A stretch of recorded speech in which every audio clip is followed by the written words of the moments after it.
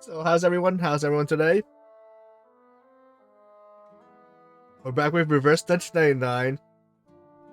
We're gonna start with Igor's quest or Igor's mission. Igor's story. His character story. Into the Maelstrom. I was watching other people. I think his ultimate is like having his troops do some damage to the enemies.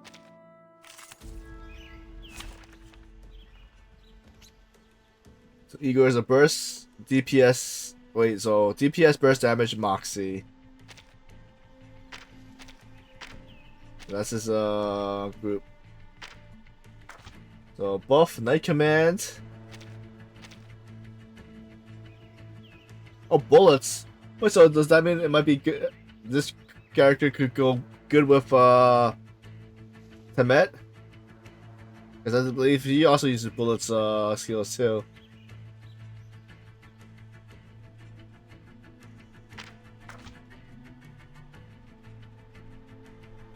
Mass attack. And what's the ultimate?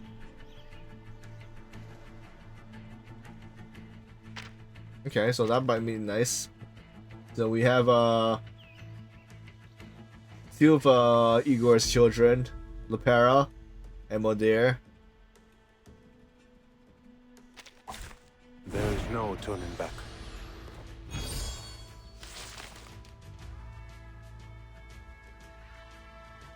I guess we'll do some buffs for Igor. Red Buff. Blade. Wait. Debuff. Players ready. Formless support. Just like the drills. Тени из прошлого. Copy that. Атакуйте фланги. Requesting backup. Всем подразделениям. Вперед! Wait. I'm not sure how that got triggered.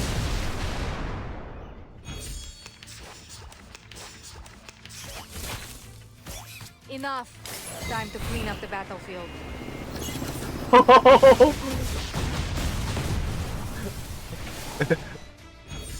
Hardly worth noting. That's pretty nice with Igor and Modir. It's like a whole armored squad attacking.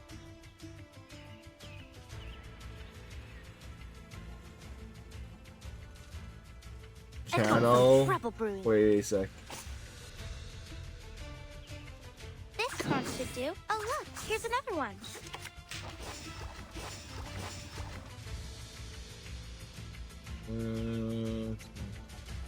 Ready? Players ready. We're not afraid of you.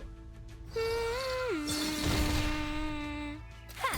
My crucible really has a mind of its Stand your own. ground.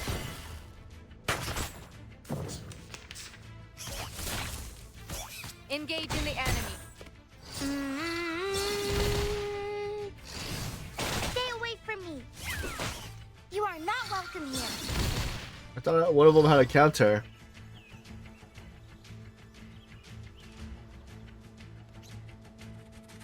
Preparing fire support. Get ready. This is going to be a crowd pleaser. Get ready. Time for a little mischief. Ready? Aim. This one should do. Enough. Time to clean up the battlefield.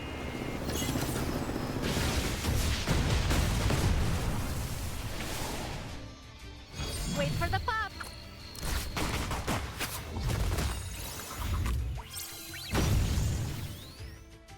Stay put. This will hurt longer if I miss. Oh, be careful. Give this a taste.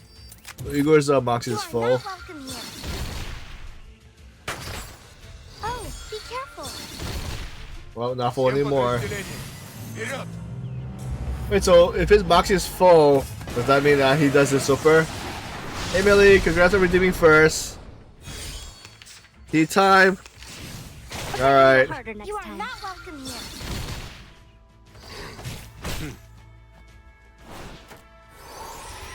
Well, This one should... Oh look, here's another one. Red Blade. how nice I can Just do like the elbow. drills. Increase efficiency. We stand together. Oh, be careful. Никогда не забывай. Requesting backup. В атаку! So we already got 33% off. Is it 33% or is it 25% just so far?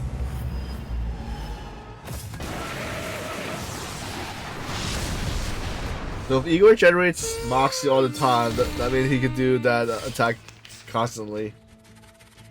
Now we just have to find a group that supports it. You want me to get ready? Preparing fire support. Ready? Aim? We'll find our home one day.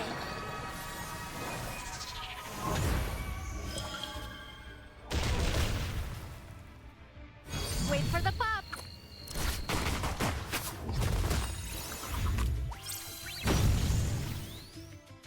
Enough. Time to clean up the battlefield.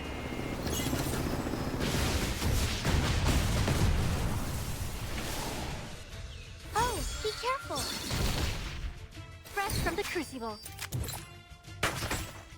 Всем подразделениям. Вперед! So I'm wondering if one of the special events makes it where my Mission Moxie is complete. No 3. casualties? Does that mean Perfect Igor can do operation. his thing infinitely?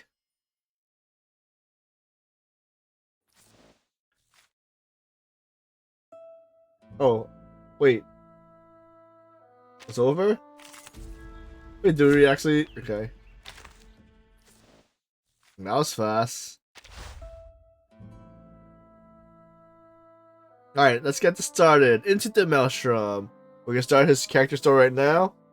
It looks like we have 8 hours and 24 minutes left. So stage 1. Flurried by hooves.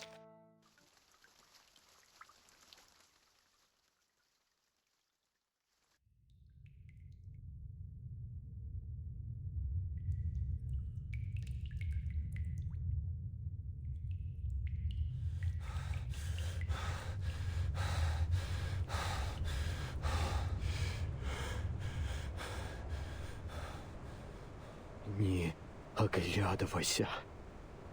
Wait, so is that Igor? When he was younger? Don't look back.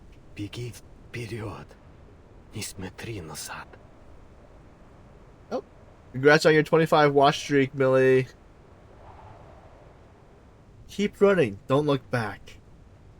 So is he hunting? Soldier! You're to hold position here. And if you see any... Take this rifle and shoot. Don't think, just shoot. Like hunting a hare. Так точно, сэр. I believe in our men. Not a single soldier will step back.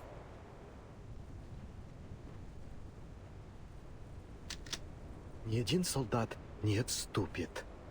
Not a single soldier will step back. His hands was always steady. It didn't matter if his sights were on our hare, a wild goose, the enemy, or his own comrades. But the snow comes down in a thick blanket. The icy flakes melts over his hands. He stifles a shiver. Do not worry, Igor. They won't turn back.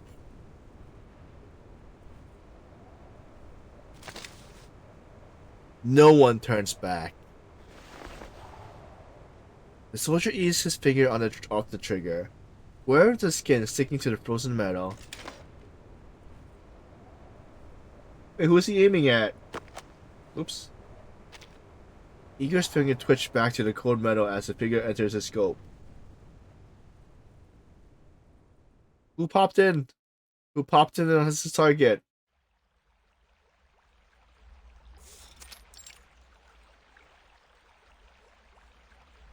He has already seen that soldier. That soldier has cloaked himself and his horse in the forest shadow, yet the moonlight reveals the glint of a badge on his cap. Igor gives his own mount a firm pat. The roan red warhorse glips towards the water's edge. It is, soldier. This river's got enough for 2 horses. Yes, sir.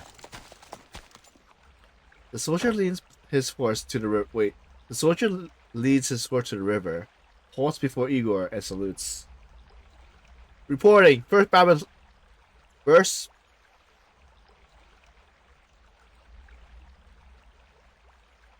Alright, somebody said I can't, I'm not sure if I can pronounce it correctly now.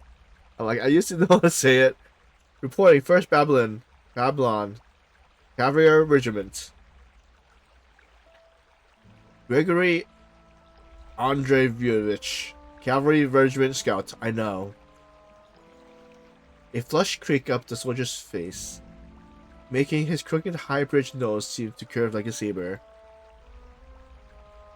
I didn't expect you to know my name. I remember.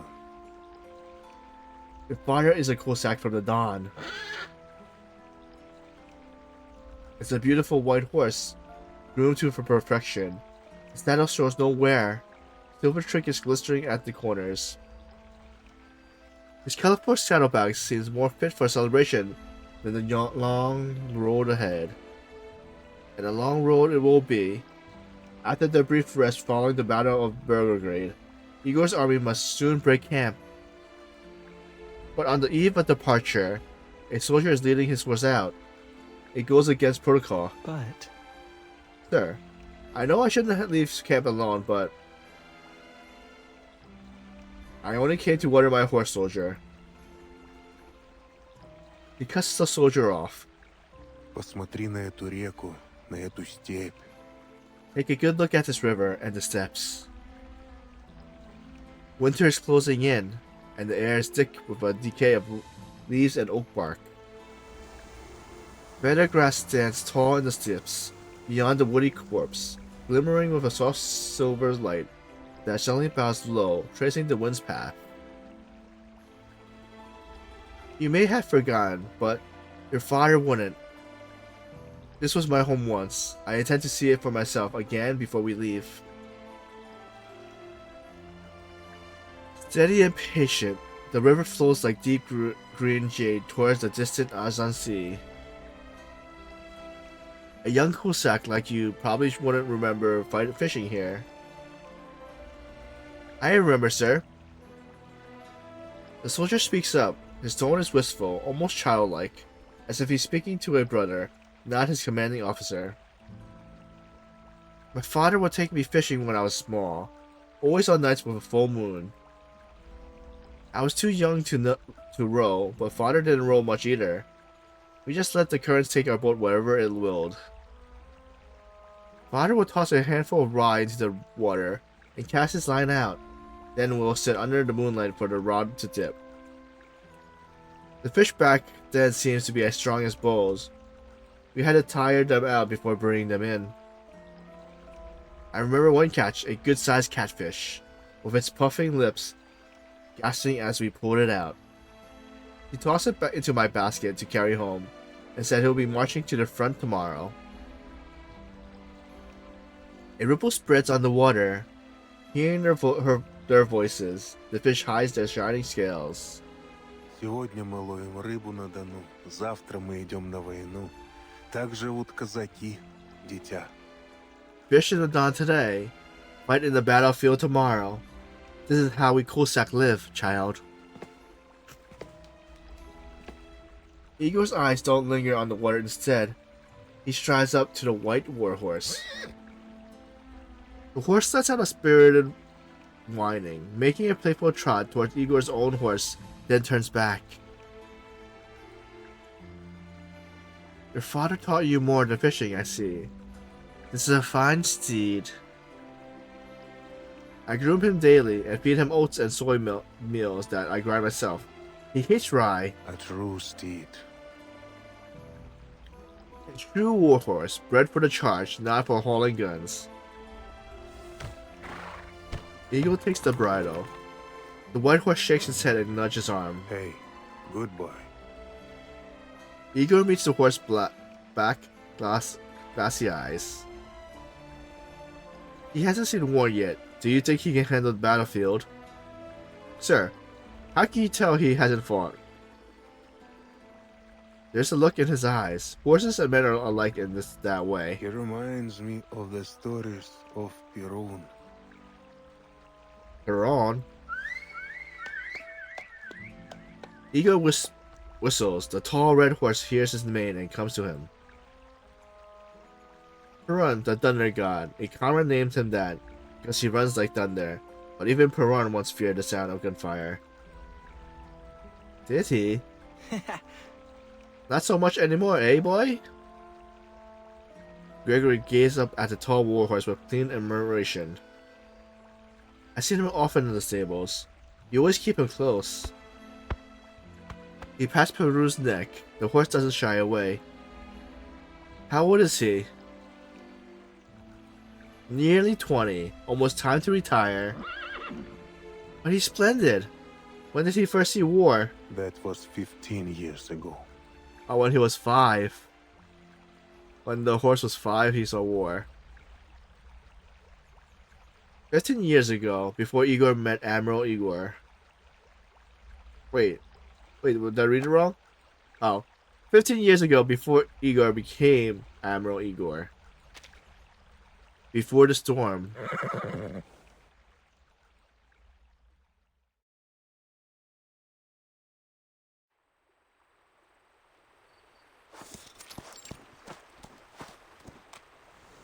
The horse has finished drinking. The Big Dipper hangs just above the horizon.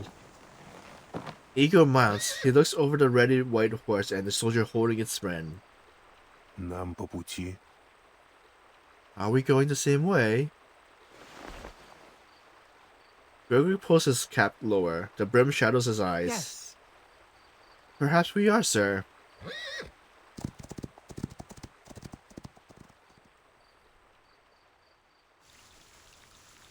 To be continued.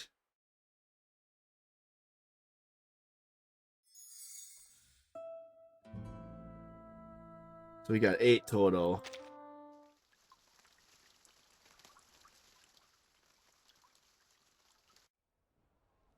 So stage 2. 1995, Al Motor, Xenos Knife Division. Officer sits in a ring in the yard of a temporary command post. There's no chairs. They sit on straw or hard earth, past concern for comfort. Their coats are whiffed with dried blood and dirt. You didn't see what I saw. That gunner I pulled out of the car, his eyes were leaking oil. Who knows what we're fighting? Air defense is dead. We can't get a scout plane up. It seems almost like how things were. It seems almost like how things were in the Great Patriot War. And what did we fight then? German tanks? 800 mm guns? And bears the size of 3 men. Better than dealing with those monsters. Better than dealing with these monsters. What's the situation? That looks pretty young. Well, this is what, 15 years ago, they're saying? Arseny, what's the situation? We fell back in good order. We minimized casualty to below expectation. Less than 30%. But the armor core is gone. The tanks all stopped dead out there. Only half the crew made it back. They outclassed our armor entirely. But what's pinning us down isn't their tech, it's their arcane skill. I know. Have whatever left in the armored core placed in the infantry company. Give them whatever rifle and ammunition we can spare. Tonight, the guards will bring in all our dead. We will need more space for graves. Arseny nods. Silence settled over the yard, layers upon layers like dust. The sound of spraying water comes from the stables. A stream of mud, blood, and oil flows down from the bright chestnut coat of a horse.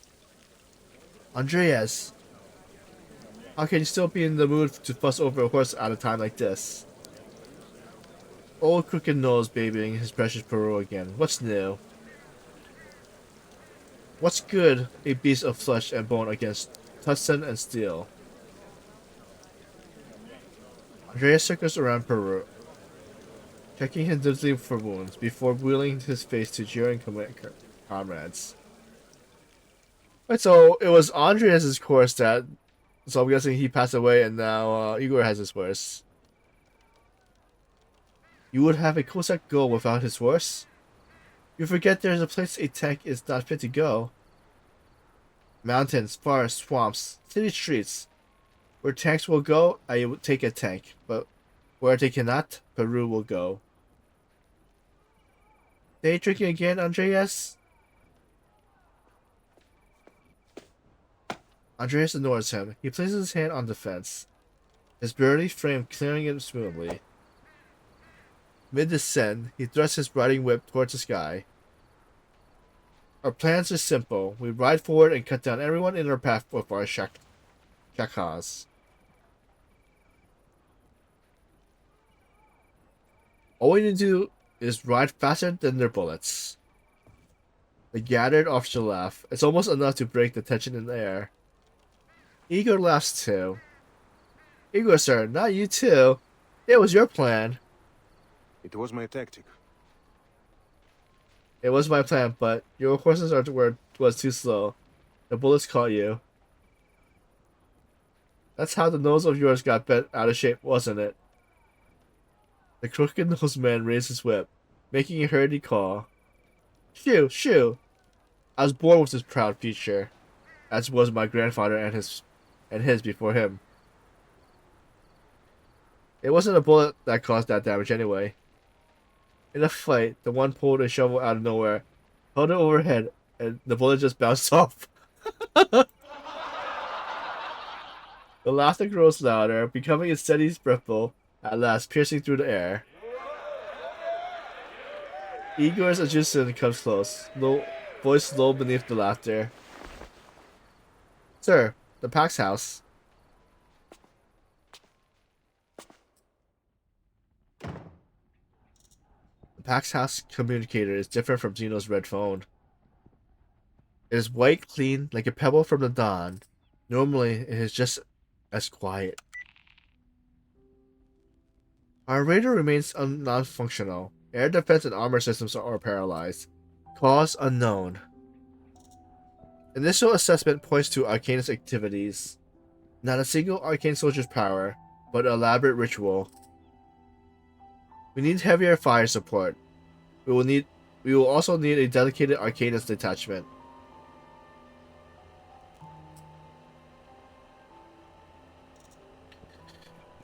The request met a long static hum. Vice Admiral Igor stands straight, holding stiffly by the communicator, waiting for a perfect detachment. A young voice comes through, cold and even. Paxas acknowledges their loyalty for not withdrawing without order. Under these conditions, My army will keep marching until the order comes. we salute your efforts. Reinforcements are on their way. I need the ETA. Not available. We can confirm that they're already en route. Until they arrive, you must hold El Motor. Whatever it takes. A flat voice raises to stretch these last words, pressing the unspoken gravity of the situation. Have you further questions? Only one question. What is in this city?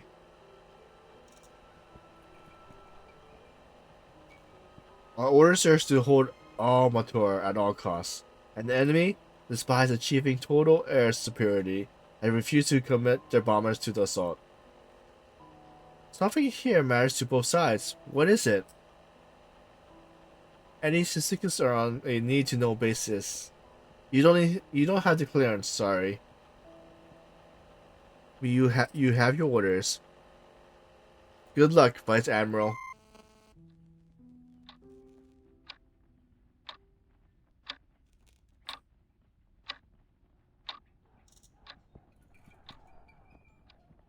Almatur looks no different from other cities as he has known.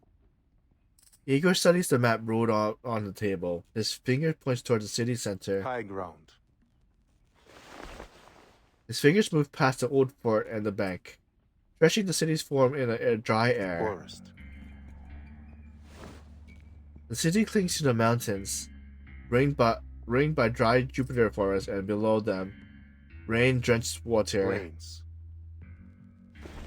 Just beyond lies the wide subland of where his armies first met their mysterious enemy. He marks down the result: 30% casualties, Armored Core officially destroyed. Like being dragged back 50 years, back to the Great Patriot War.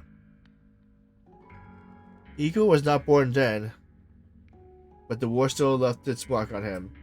His father, Vasily, was a cavalry officer in that war.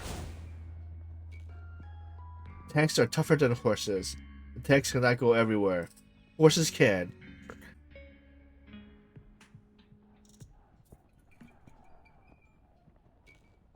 Thank you. Forest, swamps, streets, ruins. In such places, the armor and firepower means little. Once the enemy is forced out of their iron shell,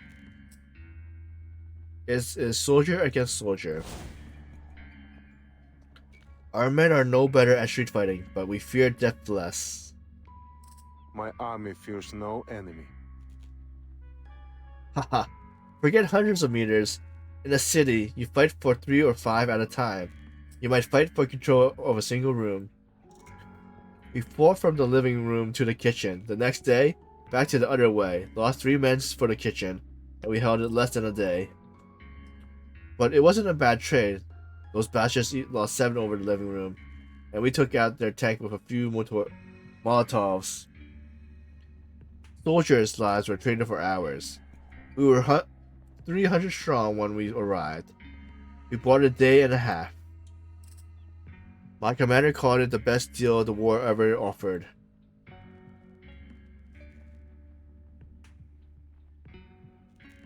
Igor measures the streets in his head, counting the hours he can buy, the lives he can spend to hold out until reinforcements arrive.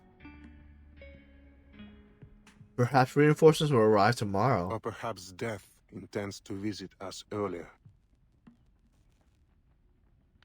He shakes his head, not at the conclusion, but at his own hesitation. A bullet, once fired, does not hesitate. There has only ever been one order.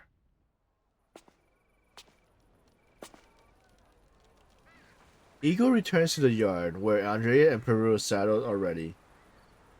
Igor returns to the yard where Andreas has Perun saddled and ready. His new leather saddle is riddled with silver trinkets fashioned to the corner, a beautiful thing that seems out of place in a war zone. Andreas isn't alone. Each of his officers leads out their own warhorse. Although long absent from the charge, the horses are well maintained. Their coats sleek and their legs strong. The excited whining of the horse fills the yard, but the riders atop them are silent as they look to Igor with matching grin faces.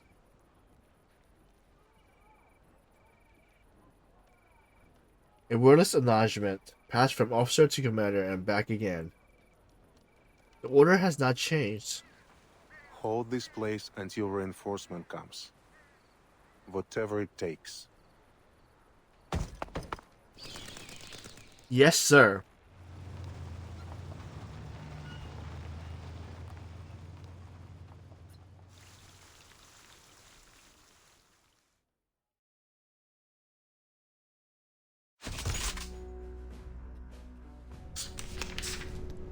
Let's see what kind of minigame this is.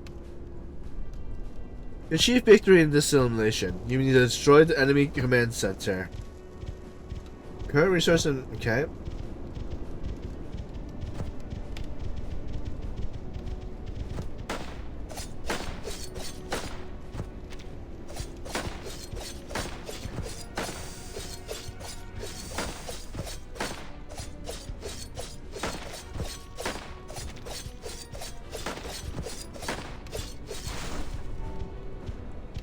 Huh? How does this work?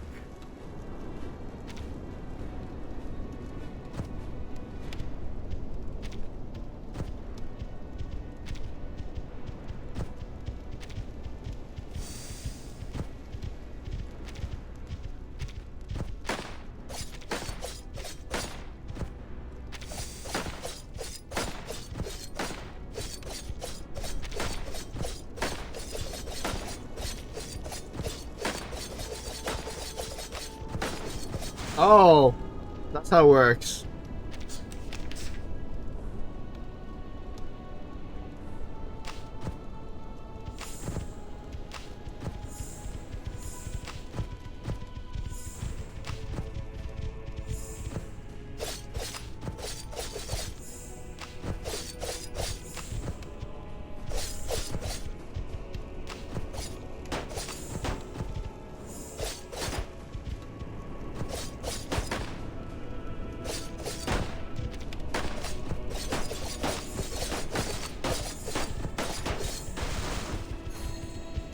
We're succeeded. I didn't know we were supposed to drag it. I thought we were supposed to click it.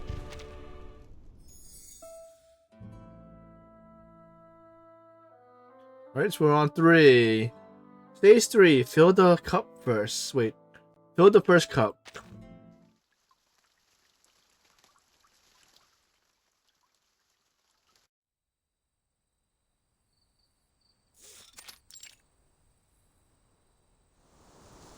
Igor takes the rein, his eyes narrowing as he stares up towards the North Star through reddened and weary eyes. Since arriving on the steps, no, since leaving Sao Pablo, he has not slept in full night. A black violent night surrounds him. He leaves no army now and follows no orders. He simply rides towards the North Star.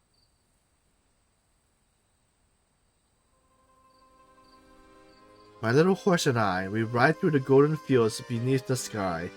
How sorrowful my heart sighs. The song drifts along from the river, giving the night a sudden peace and life. I heard the wind whispering on and on. A low, murmured hum finds the quiet soldier. Heartened by the singing across the water, it grows clearer. I hear the river singing me a song as if I'm trying to say, his face may be overcast, but his singing is as bright and clear as the moon. The river is trying to say the boy will never come back home from far away. Who taught you that song? Here's the case. My grandfather taught my father, sir, and my father taught me. But Though he only managed to teach me this one song. You are a man of many talents, Gregory.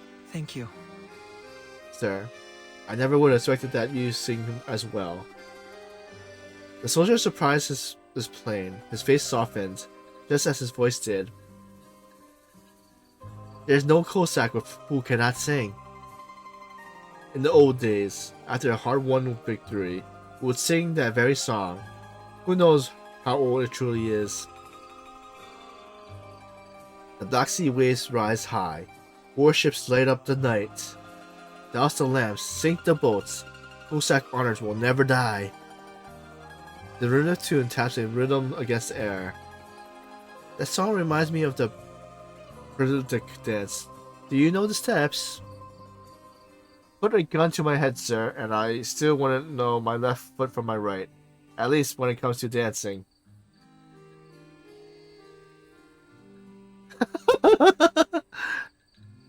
That is not just your father's nose that scares off the ladies, is it?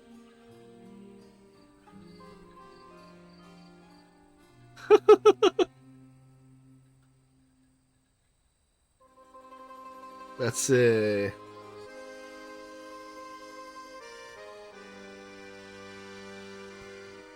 guess it's not there yet.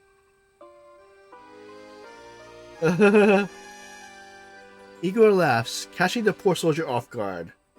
But soon after, the laughter is returned, only ended by a sudden chill in the night air. Cold as the night before a battle. A true Cossack doesn't hold back his thoughts. Listen to his song and you know his heart. If the next day's fight looks grim, we drink ourselves into a stupor and sing that song.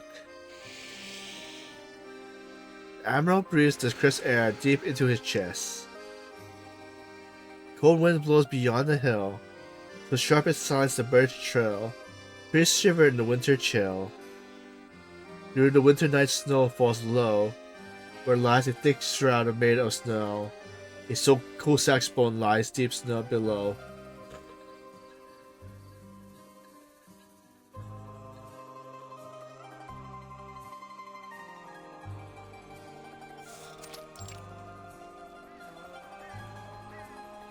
Made of snow, a Cossack's bones lies deep below. With his last breath, the Cossack pleads, build him a high grave mound where he can be laid. Like the soil of the homeland he used to know, where bright red hydrangeas shall grow. Care to make a wager, Arseny? There is no roulette wheel here to bet on, except the cylinder on your handgun. Bah! I gave up on revolvers ages ago. I won't be picking a number between 1 and 6. Here, before a fight, I always flip a coin. Arseny takes the coin, its back showing a woman bearing a sword with arms wide, and in front showing its true value. The 1 ruble commemorative coin proudly stamps with an image of the Great Patriot War most famous monument. Old flags are gone, yet here we are, fighting over a new one. Arseny holds the coin up in the dark sky and blows on it. You let a rebel decide your fate? Go home, old man. You're better off farming than fighting. I have long wished to trade in this gun for a scythe. Arseny smiles, tosses the coin high, catches it, and covers it back on the hands. Let me see. Heads, you lucky dog. The coin says you keep your head tomorrow. And you? Heads or tails? I always got heads before. This fearsome nose of mine wards off bad luck. Unlike poor Igor, always tails. Death follows me. Death follows me the way fleas follows you. But at a distance.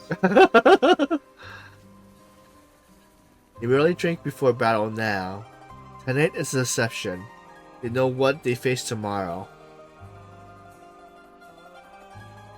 The Vice Admiral cup is filled and emptied again and again. He drinks with every man more than once. But his mind stays clear, his sight as keen as the eagle.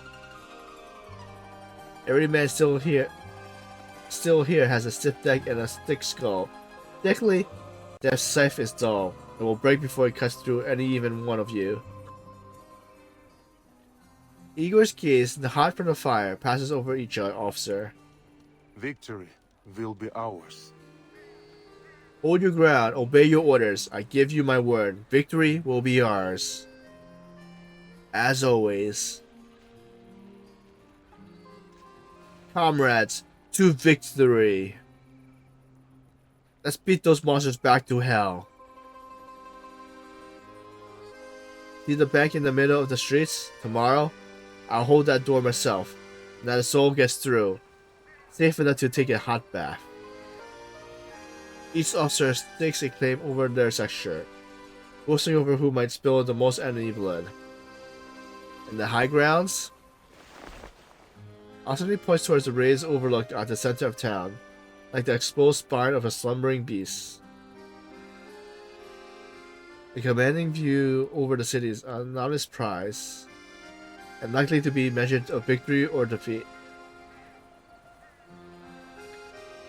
By tomorrow's end, the hilltop will climb higher still, raised on the corpse of the fallen. We need an entire regiment up there if we have any hope of holding it. The talk and laughter stops. The fire seems to quiet too. No need for a regiment. It will only take 1 man. Arseny pauses, the drink flushing from his red face to his eyes. He pats Igor on the shoulder. I should have known it would be you. He raised his cups high.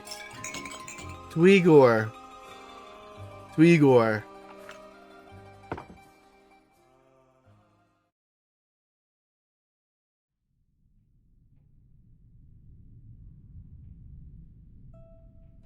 His saber catches the firelight, making its edge resemble a burning crescent moon. Igor whips his shakir from the eagle head brass hilt to the elegant, fierce sweep of the blade. Golden liquor splashes onto the steel.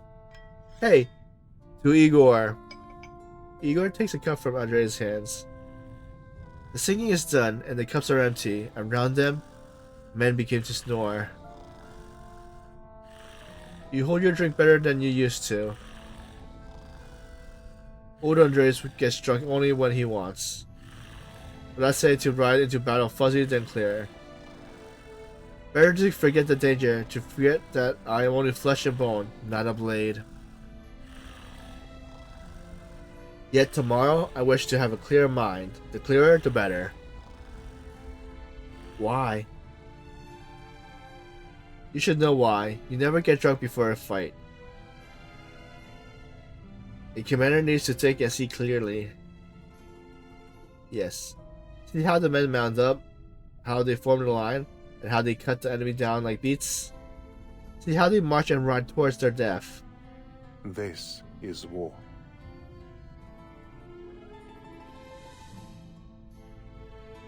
Andreas matches Igor's eyes for a second, locked in certain shared knowledge.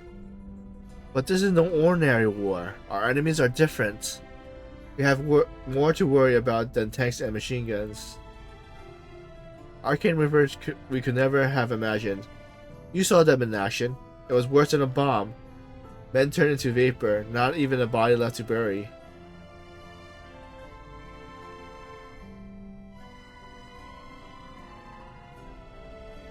But the day we choose this path, we knew the stakes. Men die in war. In the end, we must accept our own deaths too. And what are we dying for? What if all of this is for nothing? Look at the city. A soldier may live only a day here, and officer 3. Why do we have asked these boys to die for it? We're only here for one reason. Because we believe in you, Igor. Even among the officers, we cannot help but believe. They think you can take the very scythe of death's hands. They think you can take the very scythe from death's hands.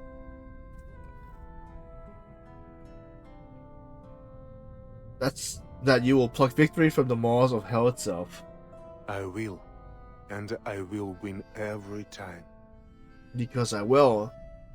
Whether the enemy be the devil or death itself, I will. I will be the last defense for every one of you. I have no doubt, Commander. I had never doubted you, not since the first day we bled together. But in all of this fighting, all of this blood, we're only the blade, not the hands that wield it. That hand hides behind the communicator. We count the loss of war as numbers on a graph, not the faces of dying boys. There are more than names writing to be carved into the hill of merits. What do we fight for? Whose orders do we even follow? We swore an oath, obedience, loyal, unwavering. Andreas faced Igor's eye to eye. Laughter is gone from his face. Every wrinkle of age hold taut like a stretched rubber band. Every line is tight, ready to break. I won't be the only one asking these questions tonight. No man rides into the jaws of death without a reason. No man. The old soldier says the word softly. Like a silver thread the wind might blow away. But Igor here is as loud as thunder. He looks down, his eyes fixed to his cup. Ты слишком много выпил. You had too much to drink. When morning comes, you will forget these words. So will I. Andrea looks at him a moment, then the strength leaves him. His soldier sinks like earth worn down by shells.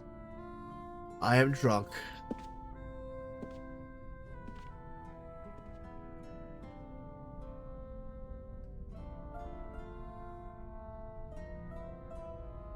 Andreas picks up his empty cup and steps back into the dark beyond the fire.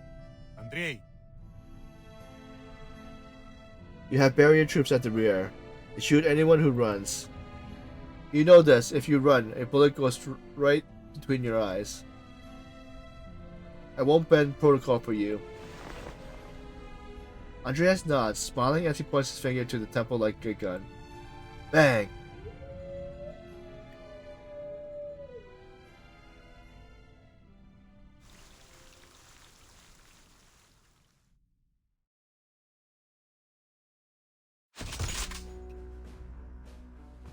We get new cards?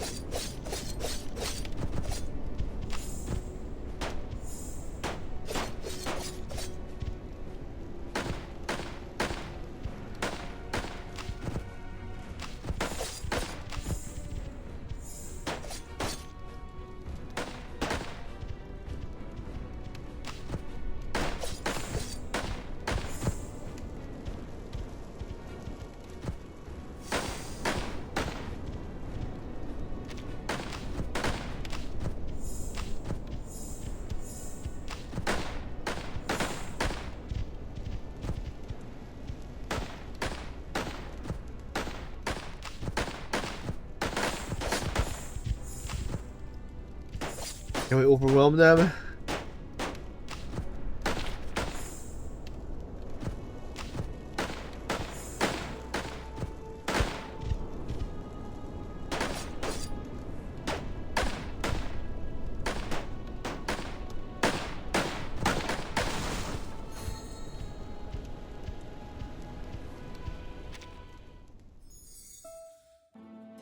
Now we're on stage 4. Stronger than armor.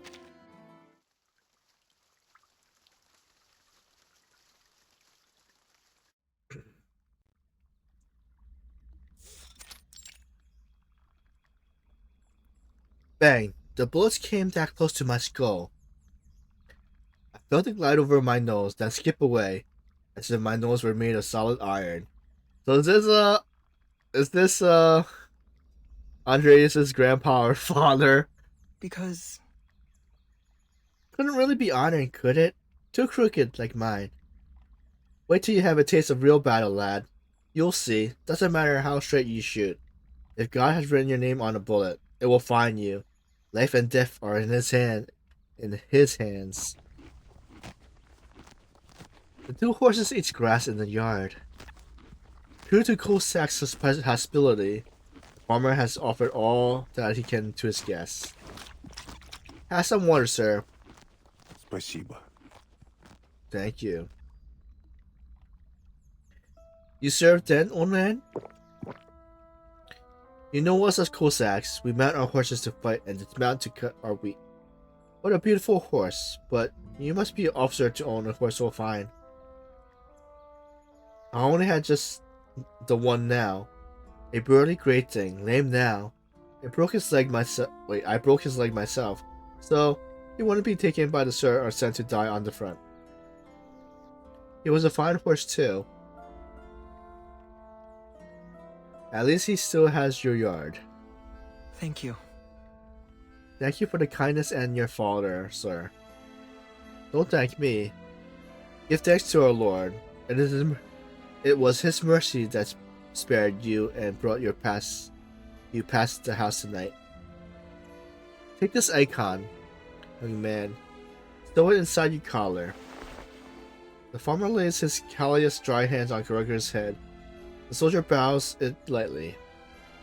Let the golden shield guard you. Your face shall be your armor, your flesh like iron. Even bullets would not dare to scratch you. I'd rather they never find me in the first place. Do you believe in God? On the white horse a length behind, the soldier is trying the icon next to the cross at his chest. He pauses a moment, then smiles bashfully. I don't know, sir. My grandmother gave me the cross. He sold these icons inside the collar for my father and me. Perhaps they hold some power. Is there one sold in your uniform? There is. My grandmother was a faithful woman. There were icons in my pockets, in my shirts, my father's and mine. She believed it was those stitches that brought my father's home from Stalingrad, and that I survived every time my rifle pinched dry.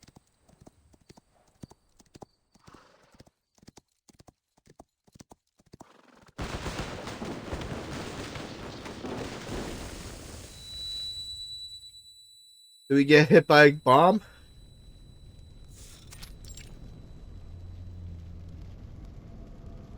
A single man stands upon the high grounds of Automatar. His ammunition gone, Igor holds his shigla. The thin blade is rolled and chipped all along the damaged edge. Piles of bloody lie beneath his boot. So many deep blanket the earth. Reinforcements are here. Launch the counterattack now. The Vice Admiral doesn't answer. He looks up to the sky, the dark shadows wheel above. Not a plane, but a vulture. It's waiting for the king of the hill to fall. I see no reinforcements. Only dead men, mine and theirs. The 9th Division is to launch a counterattack at once. We will honor your force and every soldier that falls. When this battle is done, we will raise to be the rank of Admiral. But these are your orders. Only one question. What is in this city? It isn't mission related for you to know. Believe that every drop of blood shed by your men will water a new world of peace and order. Every sacrifice is necessary, but we cannot say anything more. What is in this city? The silence from the other end feels like a sigh. Operation statistics are above your clearance level, sir. We will do as ordered. We will fight and we will die until the end. But I will know what we are fighting for. Igor walks down the high grounds into the streets.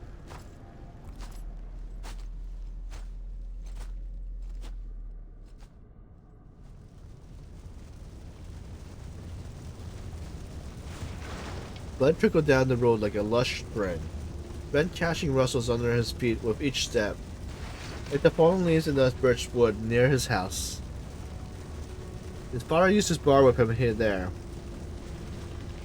teaching him to use the shakla. In close quarters, a blade is swifter than a rifle. Hold it. Feel its balance. Make no unnecessary movements. The blade will tell you when the moment is. Now. Igor holds the shell with the bare hand gripped, cutting a sharp, clean arc across the enemy soldiers. The masked soldiers fall like a wet sack, black slime seeping from the gas in his abdomen. Igor appears behind another enemy as if from nowhere, driving his shakla through their back. It is his arcing skill. He can traverse the underworld, delivering death from the unexpected angles. On the battlefield, you need to watch for more than just men. Listen for the whirl of shells. A long sound means it's far off. A low, urgent puff means it's right above you. Igor hears it.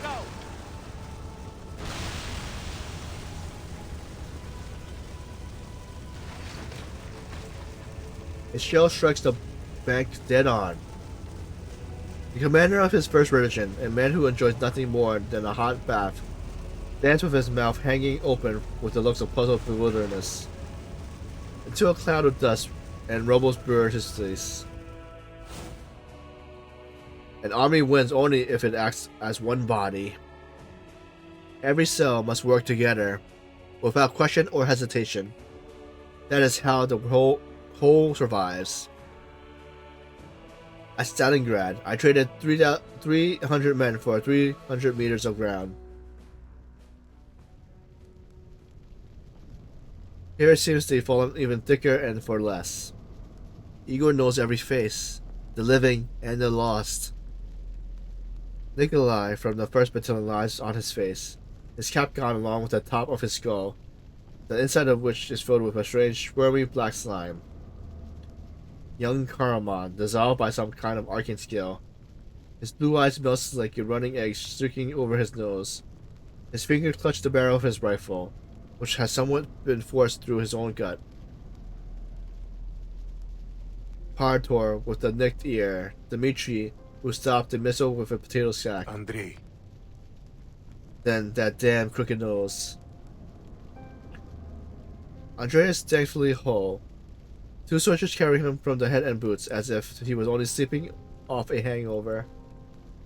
A single bloody hole in his forehead. Oh! Does that mean he ran?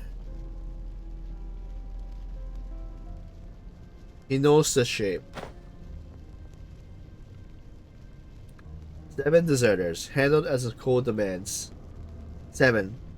For a battle this bitter, it is little surprise. The fear of death can break even the strongest soldier if they lose hope. Every commander knows that. A hollow tremor passes through Igor's chest. To run, he posted towards our line, spooked by the sound of gunfire, perhaps. No one knows what Andrea was thinking then. I see.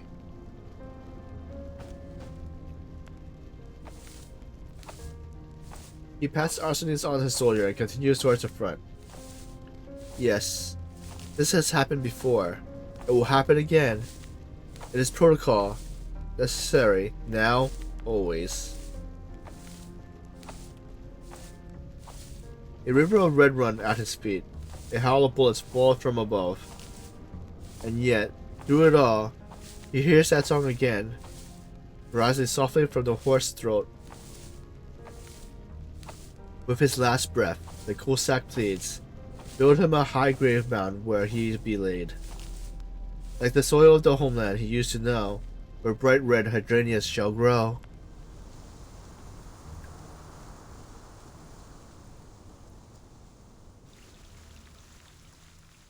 To be continued. Oh, we got a battle! Wait, what do we get? I'll send some soldiers now.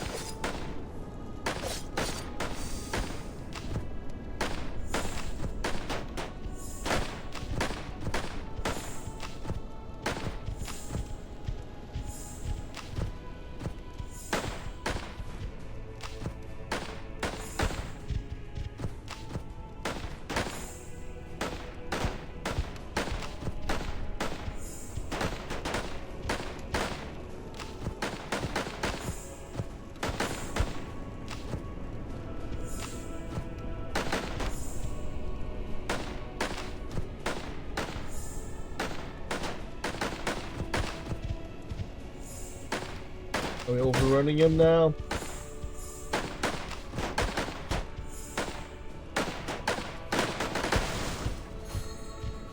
Sass.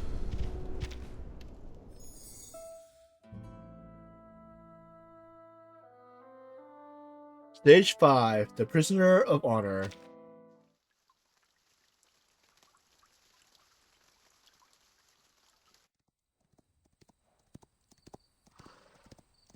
An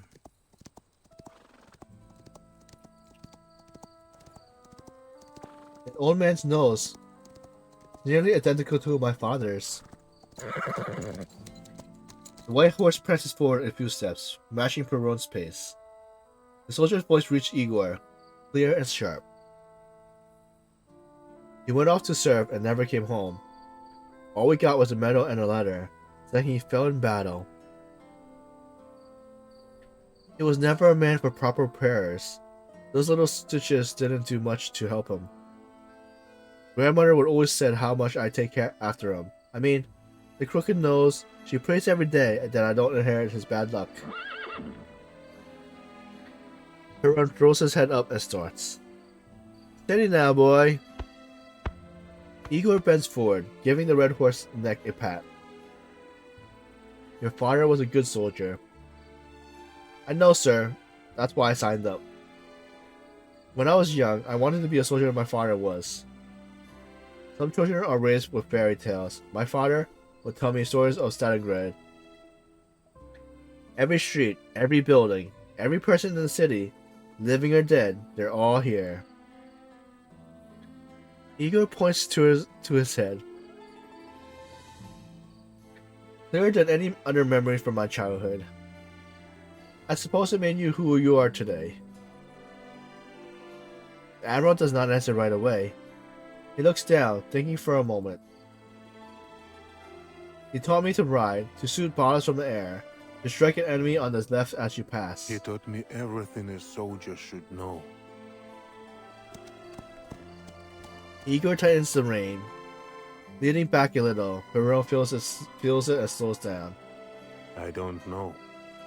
But the truth is, I couldn't say if he was a good soldier.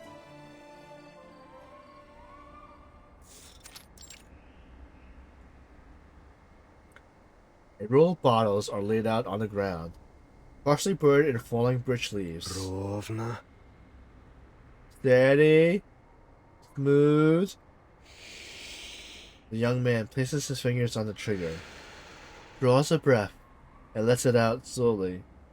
In the quiet moment after the exhale, the shooter body is at its most stable. Now. On me, all fighters, charge! A heavy thud comes from behind, and at the same moment, the bottle hits the ground and breaks with sharp cracks. Василий! Father, Vasily. The young man sets his rifle down and puts his drunken father up. It was never easy. Vasily is a mountain of a man, and his stupor, he's like a wild animal, bucking and filling his arms.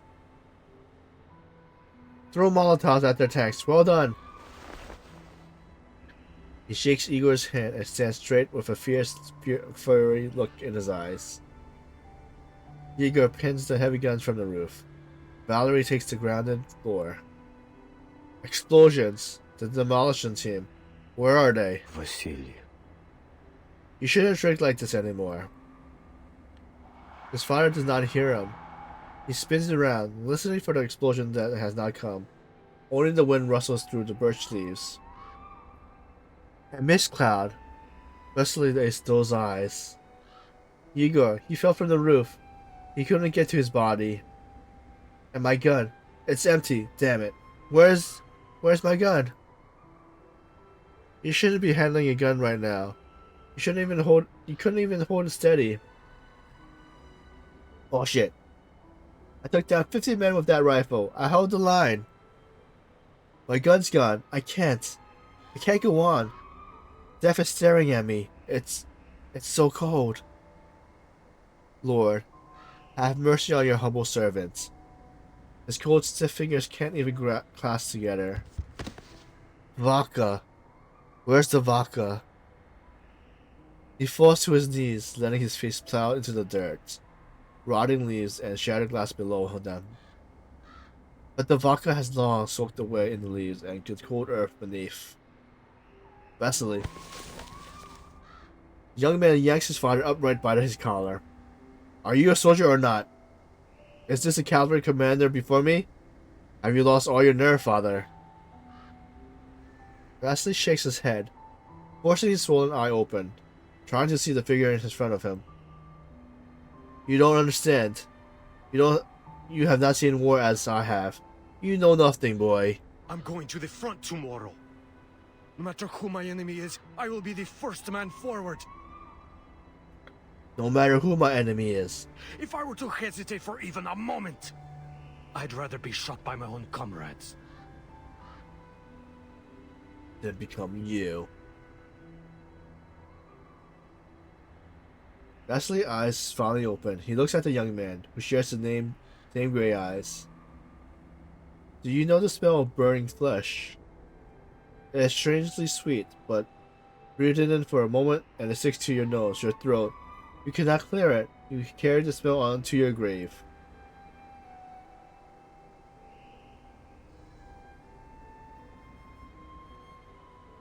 You know the sound of a bone breaking. It's a sharp snap, like pulling down a frozen branch, like ice crackling. You do not know, boy. You don't understand. The young man stands unmoved and unbroken by his father's reproach. I will proceed. Yes, I don't know, but I will, and when I do, I will not take one step back. I will win. Whether my enemies be the devil or death itself. So brave, so stupid. Another young man destined for death. The drunkard still doesn't seem to have even recognized his own son. He steps back, squinting at the young man who stands proudly and sturdy like a oak, and at the rifle at his hand. Then he grins. Let me teach you the secret of winning then. You must fear death, boy. Not just your own, you must fear the death of every man.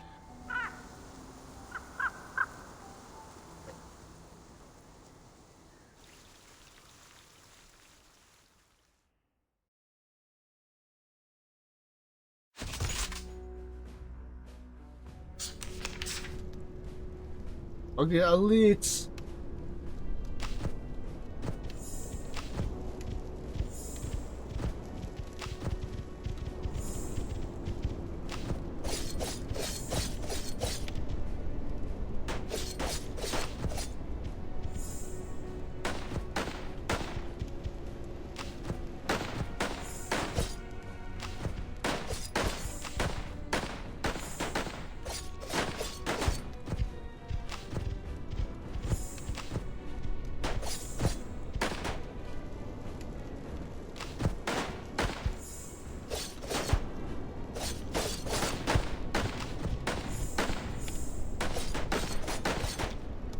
Oh, I'm losing.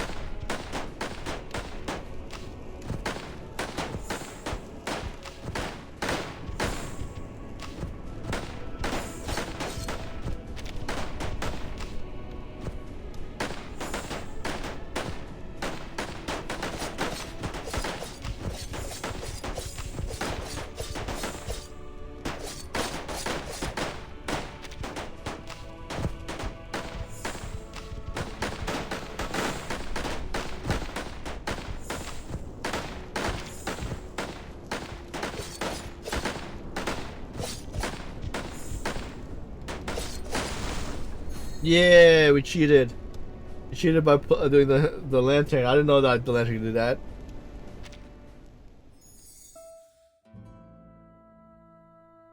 Stage 6. The living and the dead.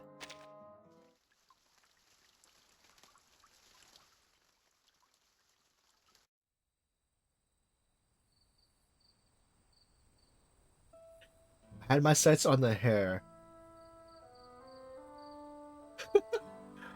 Well, it was one of the skills, so I'm like, I didn't know I could put it like that close to their camp.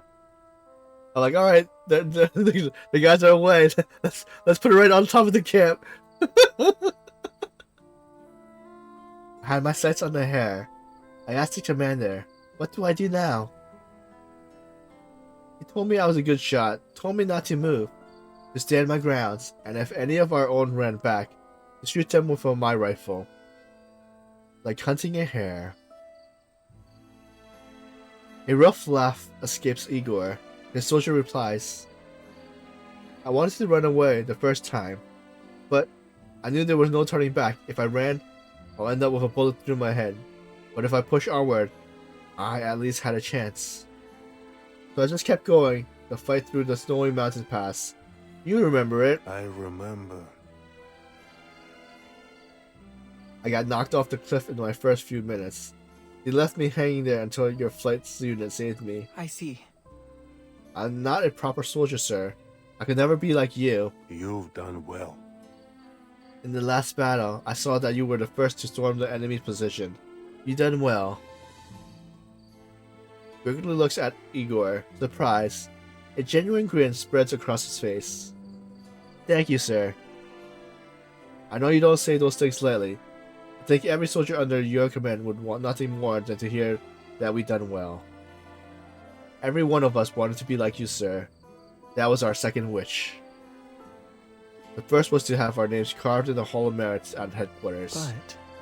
But the more battles I fight, the less I understand why I'm fighting. The friends I joined up with are all gone. On the mountains, at the South Pole, in Sao Pablo. Maybe their names are carved into that hall now, but I'm not sure I would have the heart to look. His voice catches his throat. He hesitates over his next words.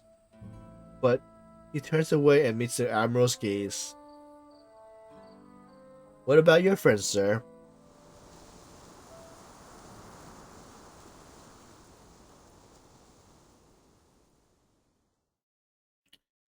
Nick. Okay. Oh yeah, we said this all of them already.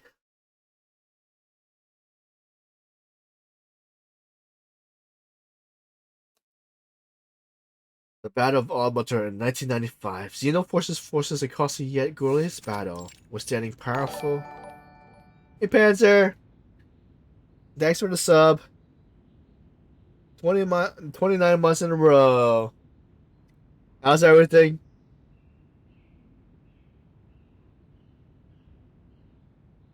The loss were so great that Xeno headquarters was forced to expand the Halls of Merit in 1999. Most of Xeno's fallen are marked by only a name on the wall.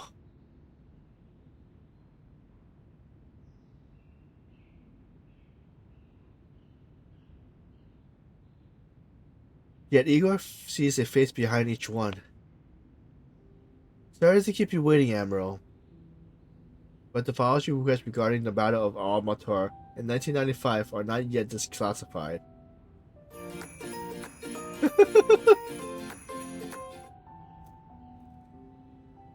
Hey Teresa, how's everything?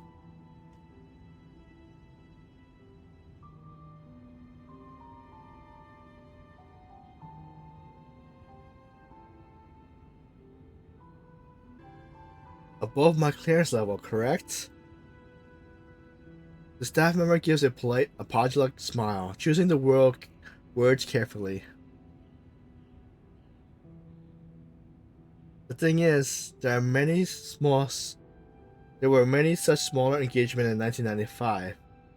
It can be difficult to track of every archive and file. And as I'm sure you're aware, headquarters is still sorting through the aftermath of the recent battle. Things here are even more disorganized.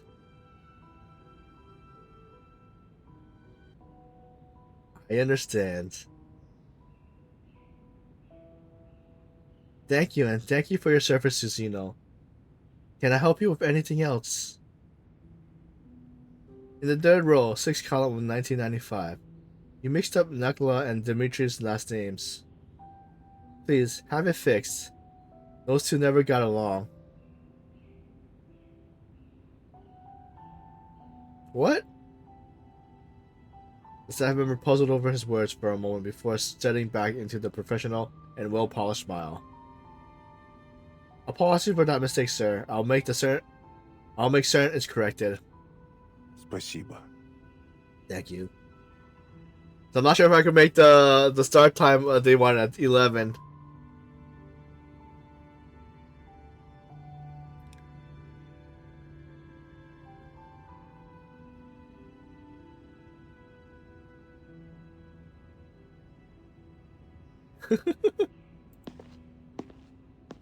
Admiral turns and leaves. The door closes behind him.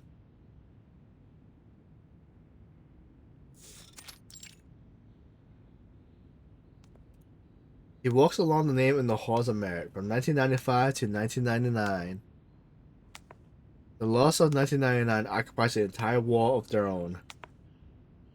A girl with black hair stands before the wall.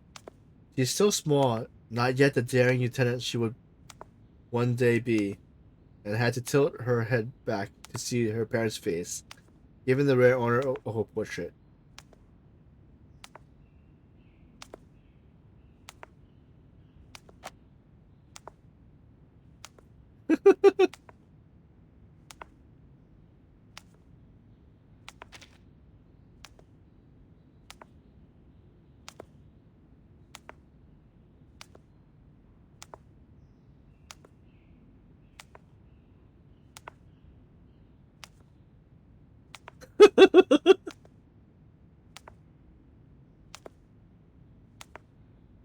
Молдир.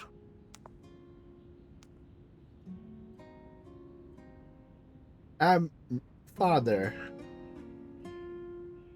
You may call me Admiral or Igor if you like. It is his first day with his new foster daughter. He stands beside her, looking at the photo of his comrades. Arsene, he fell in 1999 in Albanda. It's a good picture. We knew these photos would end up here one day.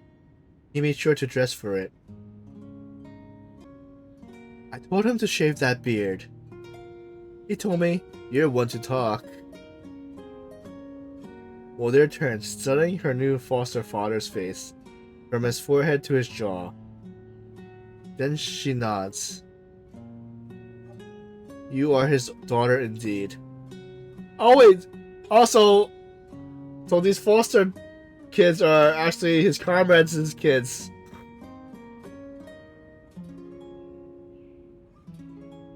I never imagined there would be so many names. There were fewer when we started. I came here on my first day with Zeno. That day, I decided that I would not rest until my name was carved along the others. Did that make you proud? Igor pauses. Yes. At that time, we believed we were fighting to bring peace and order to the world. We thought a soldier's courage could tame this mad world, like breaking a wild horse. So my mother and father, they were proud too? It isn't a question, but Igor nods anyway. They earned a soldier's honor. Will my name be on there one day? Igor bends down a little, meeting Mozart's gaze. You will not be the first to wish for it, but I hope not to see that day. Do you want a soldier's honor, like your parents? The girl looks up at the wall, at the thousands of names stretching out like a vast web, hanging over the soldiers of the living. She doesn't understand war yet. He couldn't possibly answer his question. But there is one thing she needs to know first. All these people, why did they die? Because there are many answers. They all died in the Battle of the Storm. They died by Mantis Vindicta's hands.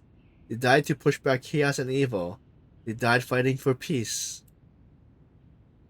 He lets his gaze wander across the length of the hall, where name stretches back from 1999 to the founding of Xeno.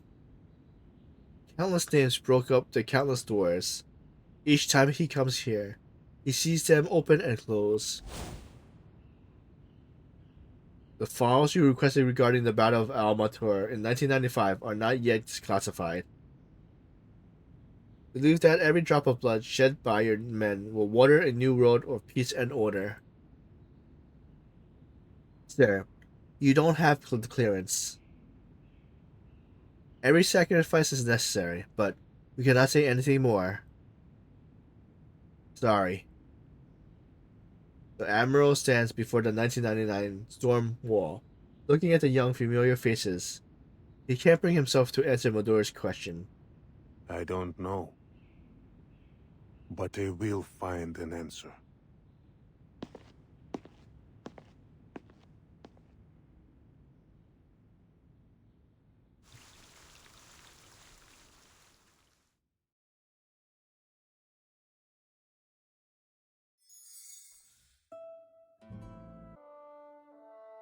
Stage 7, lingering no more.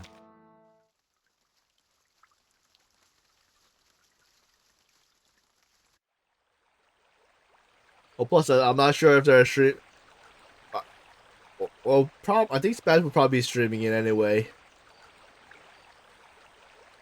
The admiral and the soldiers pause at the river's edge. Winter has been late to arrive, but when it came, it spread fast and fierce, turning the river's surface into brittle ice.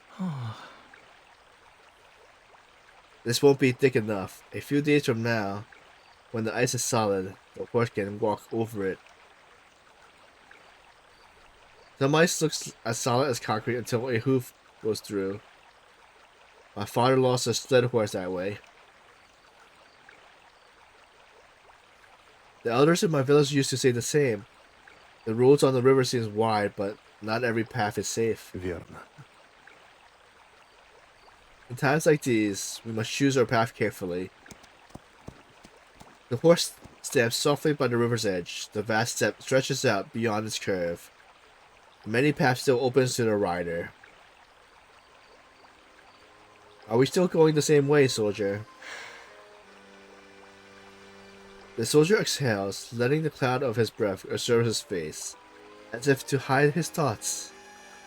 Perhaps. We are not, sir. A river mist hangs in the light, drifting like silver whale over the forest. Where are you going?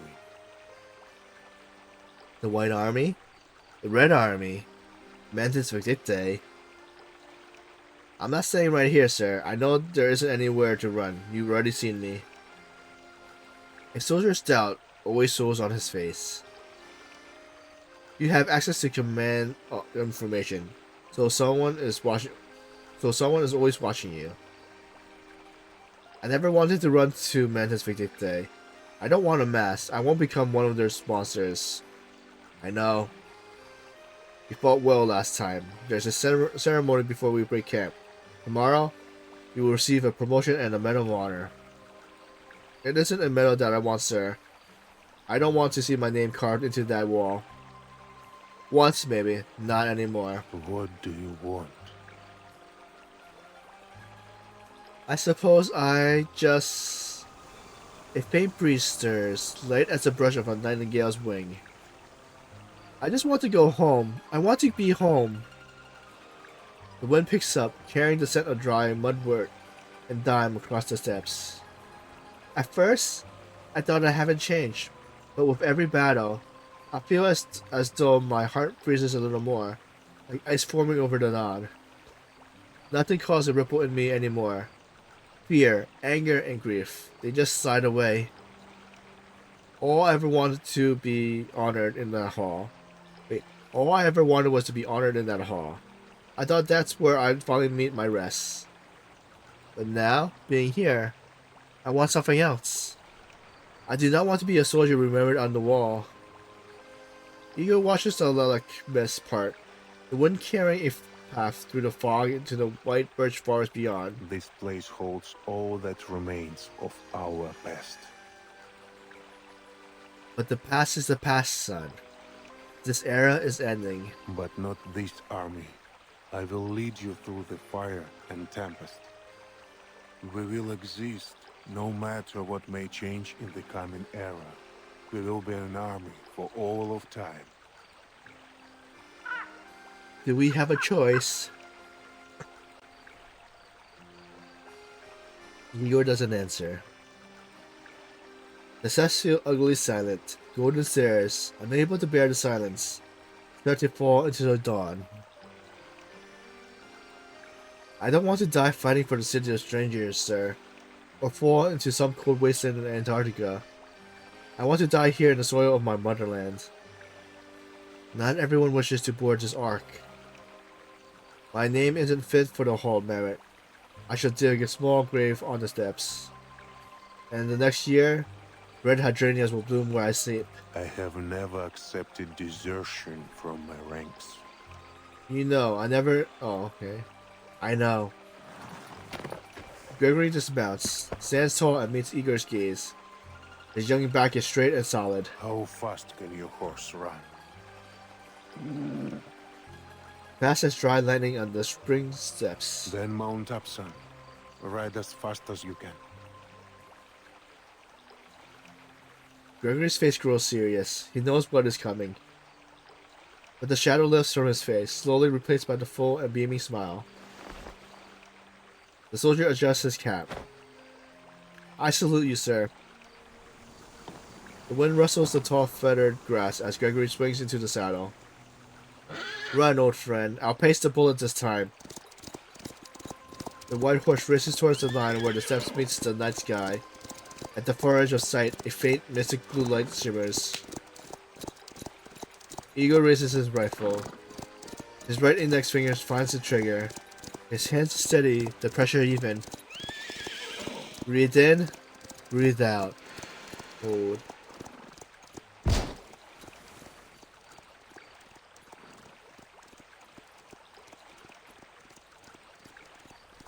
The bullet scrapes over the top of the soldier's head, knocking his military cap off. Let this golden shield guard you. Your fate shall be your armor, your flesh like iron. Даже пуля не посмеет тебя поцарапать. Even bullets will not dare to scratch you. The white horse runs on, faster and faster, into the dreaming blue light. Igor had him aimed for the soldier's head.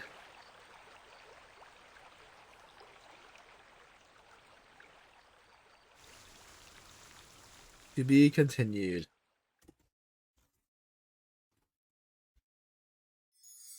Last one!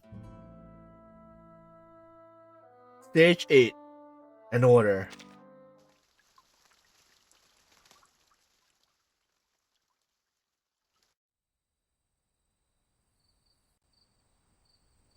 The military cap falls into the river, breaking the razor-thin ice. The piece chime as it float away, carrying the cap away. He holds the rifle up, his hands are steady, but a hint of confusion lingers on his face. He can't recall when the scope has been mounted. He looks through the scope.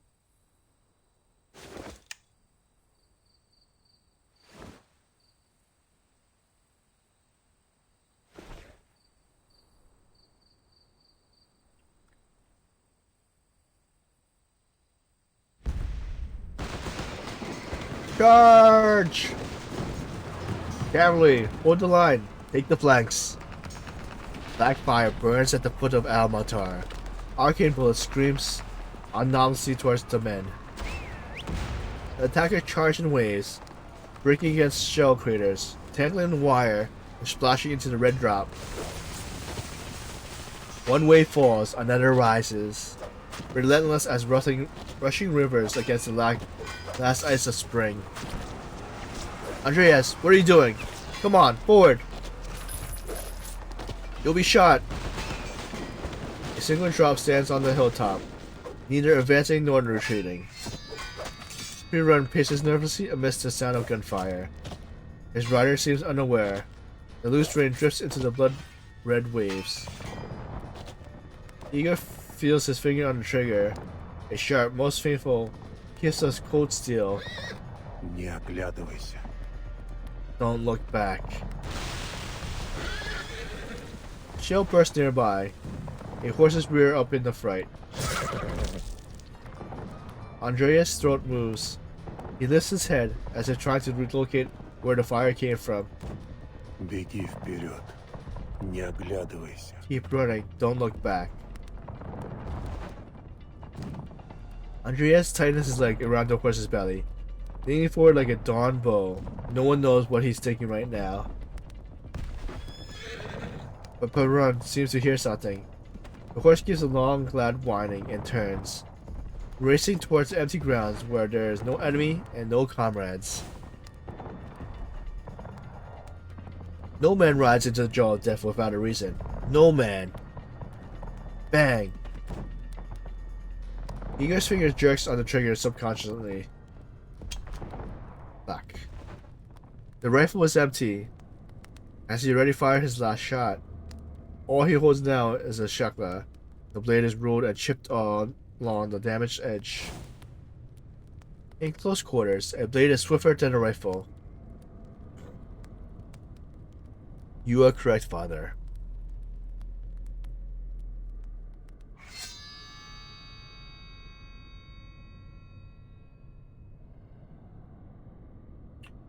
At his feet lies bodies in blue uniform. Beneath them, bodies in yellow. Foes and friends lie together, layers upon layers. A hill of the fallen. Admiral Igor, the file you requested regarding the Battle of Almater in 1995 are not yet declassified. And the operation objective is above my clearance level? For now, you only need to follow the orders. The order is... Whatever it takes. advance. But not this army. Requesting use of the vacuum bomb to be deployed against Mantis Victitus lines.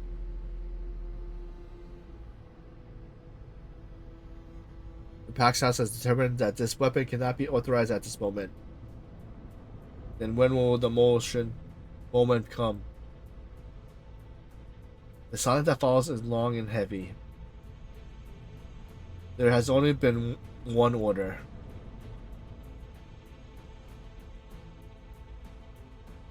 He sees the earth form a soft wrinkle. Soldiers' bodies are extinguished in an instant like the flame of a candle.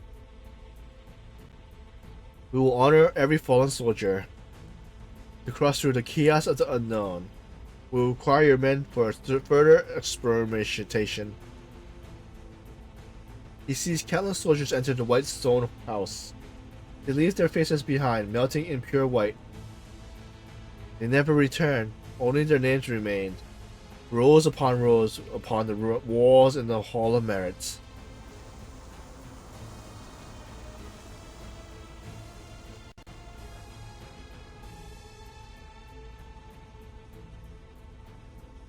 All these people, what did they fight for? Why did they die? I don't know.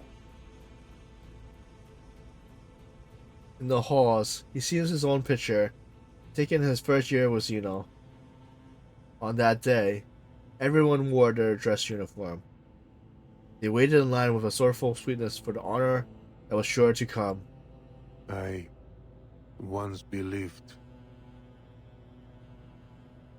I sent you the treacherous front. I told you to advance at any price, even if the path led to the edge of the abyss or through the flames of hell. There has only been one order. I thought it would bring a world of peace. I thought it would bring a soldier's glory that wouldn't fade. However.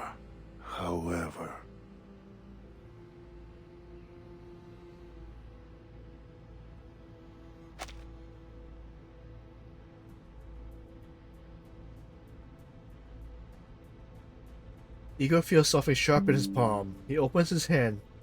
A die lies there. His heart is a hanging lute. A hanging lute. Gently plucked.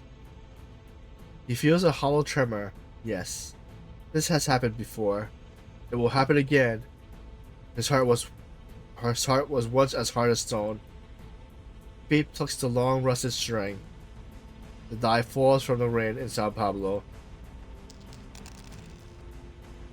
We failed to achieve glory, but I see too that glory has failed us. Forgive me, children. My sin is not that I stain that honor, not that I dissipate the white stone house. It is that I do not stand beside you to the last. I couldn't bring everyone into tomorrow.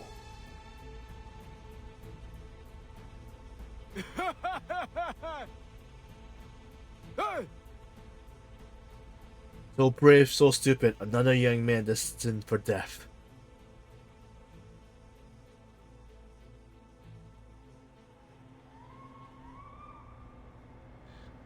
The old drunken cavalry commander stands in the fallen leaves with a fierce, fiery look in his eyes.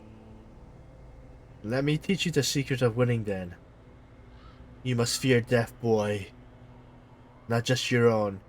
You must fear the death of every man. Their deaths are on my shoulders. My soldiers will be with me, no matter whether they live or die. My sins will be with me, until the darkness of the underworld devours all that I am. The old soldier smiles faintly. His calloused hands dives into his coat, but finds no flask. Hey, little Igor, do you remember how to hold a rifle? Да, отец. First, plant the stock firmly against your shoulder. Lean back a little. Igor's right index finger finds the trigger. He sees flakes settle on the barrel. The trigger feels cold as ice. Держи тело ровно, Steady, медленно. slowly.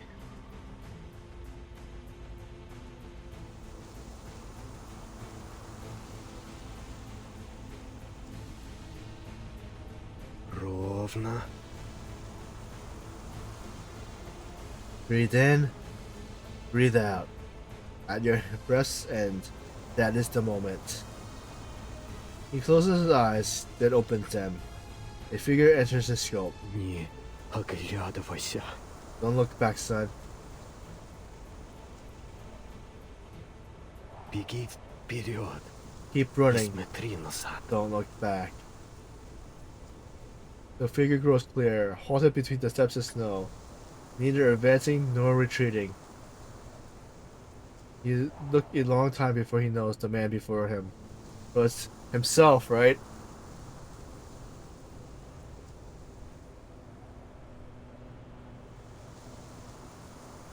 Ты должен идти только вперед, солдат. Don't look back. You must move forward, soldier. Я не оглянусь и не пойду вперед по чужому приказу. I will not look back, nor will I follow another order. You betrayed those who trusted you. You betrayed yourself. Я уже выбрал другой. I've taken another path. Is it the right path? The soldiers and the admiral hold their distance together against the wind and snow, as Igor lets himself think the next moment through. There has only been one order. Так точно, сэр. Yes, sir. Obedience. Loyal. Unwavering. His finger stays upon the trigger.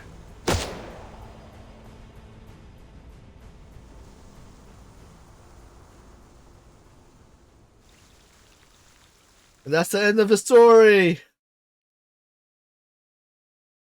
Let's see if we... Is that everything? Collect.